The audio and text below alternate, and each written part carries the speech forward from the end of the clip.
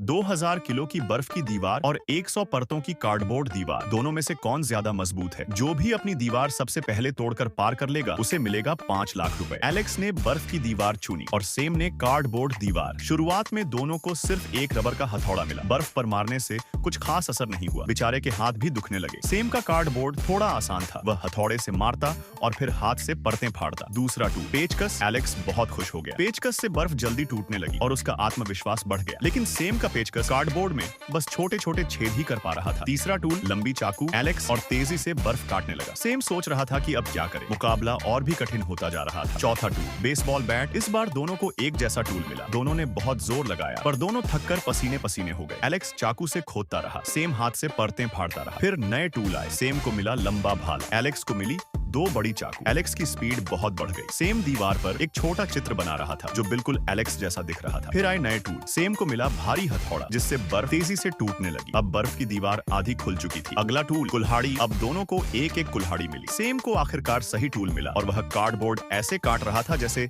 सब्जी काट रहा हो। धीरे धीरे बड़ा छेद बनने लगा। फिर आए लोहे की छड़ें, ऐसे निकाल रहा था जैसे बर्फ का गोला घिस रहा हो। फिर नया टूल। एलेक्स को मिली बड़ी तलवार। सेम को मिली लकड़ी की तलवार। उसकी ताकत से वह भी काम कर गई। एलेक्स ने लंबी तलवार से बर्फ की दीवार में छेद कर लिया। सेम को भी बड़ी कुल्हाड़ी मिली और उसने ताकत से मारकर कार्डबोर्ड दीवार पार कर ली। एलेक्स को मिली 2 बड़ी हथौड़ियां। वह छेद बड़ा करता गया और लगभग बाहर निकलने ही वाला था। सेम भी बहुत तेजी से मार रहा था। अब दोनों एकदम बराबर चल रहे थे। दोनों तेजी से दीवार तोड़ते जा रहे थे। 15 मिनट बाद सेम का छेद पहले बड़ा हो गया। वह घुसकर दीवार पार कर गया और एलेक्स से पहले बाहर निकल आया। वह जीत गया। तो दोस्तों, जरा आपके फोन का चार्ज बताना कितनी हुई है।